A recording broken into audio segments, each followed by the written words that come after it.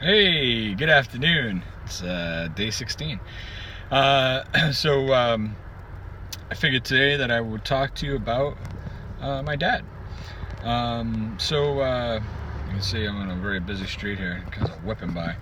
Anyhow, I'm parked. My dad.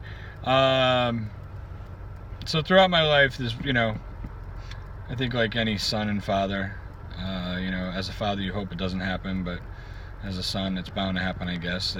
You go through some turmoil with your father at some point in life or something or whatever. That happens to everybody. So we've gone through those points in time. But, my dad's a real unique individual. And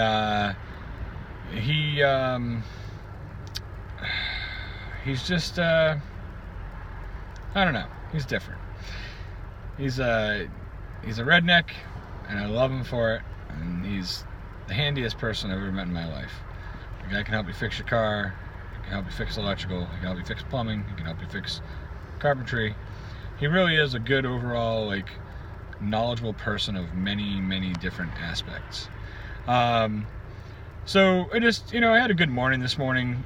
Before I left for work, I got up early and, got the kids off and got ready, and I was getting ready to take off, and when I was having breakfast with my kids this morning, all the kids were up early, so my wife had bought me a record player. I've been collecting records for years, hoping to fix this old 1950s cabinet that I have that has a record player and an old 1950s TV and everything, and the TV still works, not very well, but it works.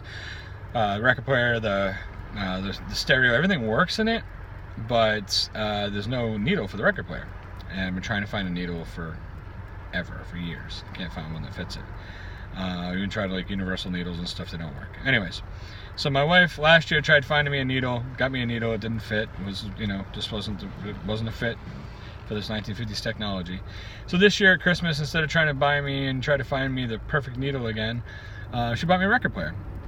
It's a nice record player. It's a little suitcase record player. It opens up, the record in, you play it. It's portable. It's nice. Got a cord. You can take it with me if I want to. It has Bluetooth technology, so I can play music from my phone through the record player if I want to. It's cool. It's a really, really cool little record player. I like it a lot. And so this morning I got up and put some records on. I was playing music, and it's funny because the twins, they're what are they? 13 months, 15 months now, I think. Almost 15 months Thursday.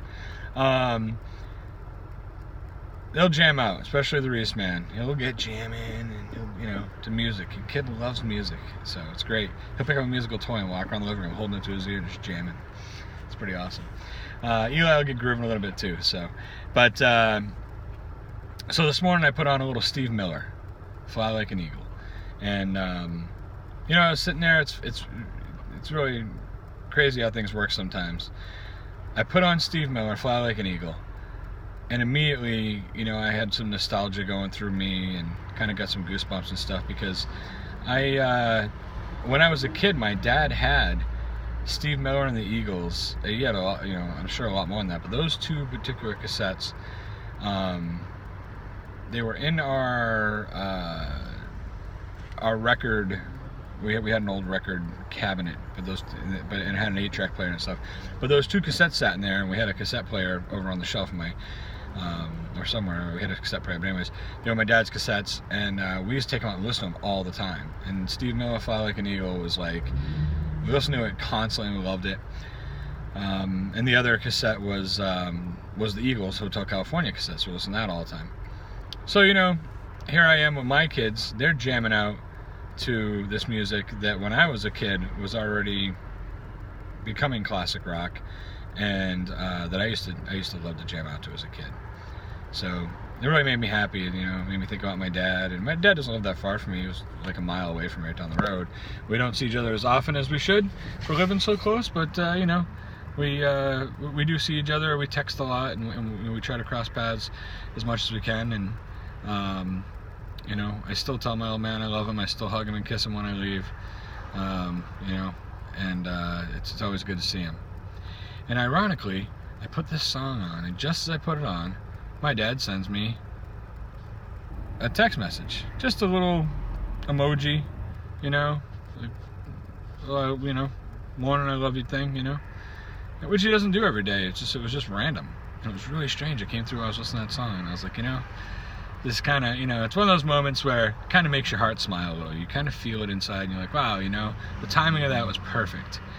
So I had just recorded a video that I was trying to send him when that came through. It was the weirdest thing. Like, I had pulled his name up on my phone, and I clicked on the video, and I was typing a message, and that came through, and I was like, holy cow. So the rest of in the second part of the message I wrote, literally was sending you this video when you sent me that. And I sent him the video of the kids jamming out to it, and told him how much that song meant to me, because it used to be his cassette that I used to listen to, and now I've now found the old record, and now I can play with and listen with my kids. So that was just kind of a neat thing, you know. And then my dad sent me a message, and he had made I'll show it to you. I'll show you this monstrosity he gave me this morning. He had made a big batch of this. This is not horse urine. And it looks, my dad gave me a jar of horse piss. Yeah! It's not apple cider, but it kind of is.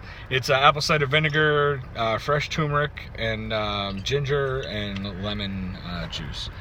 And he's been putting it in water and drinking a little bit of it and stuff, just to help. It's supposed to have a lot of good qualities for your body. It's supposed to help cleanse you out a little bit and stuff. And he knows that I've been trying to eat healthier and try to do better. So he called me up. So I got a jar of this. I made a batch, and I got a big half a jar of this stuff for you. And I want you to take it and start putting some in your water when you're drinking it, you know. And so that's cool, you know. So that's so I went down to his house, and he had this jar for me, and but these are the kind of things that my dad does all the time, like just weird stuff that out of nowhere is like, hey man, I thought this would help you out, or I thought you'd enjoy this, or you know. And he's, you know, like I said, he's a very, you know, I listen to that song Simple Man, and I think of my dad. And although my dad's not like a simple-minded man, I would never say that. He's a very simple man. He likes what he likes in life, and he's always been a very hard-working man. I've always, and I hope my kids look at me this way someday, I've always looked at my dad as one of the strongest, physically strongest people I've ever known.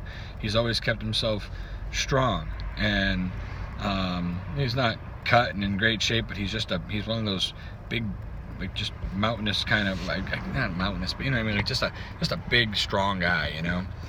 And you know, and he's getting older now. He's in his 60s, and he's got a heel spur he's dealing with, and now he's trying to drop some weight too. And so it's nice because we had a little chat this morning. We'll be able to kind of support each other and stuff, which is nice. And but I just wanted to talk to you today, and you know, I don't have any great message. I don't have you know, any inspirational stuff. I just want to tell you guys about my dad, you know, because I want you to learn about me and the people around me and things like that. That's what this whole thing is about sharing my life.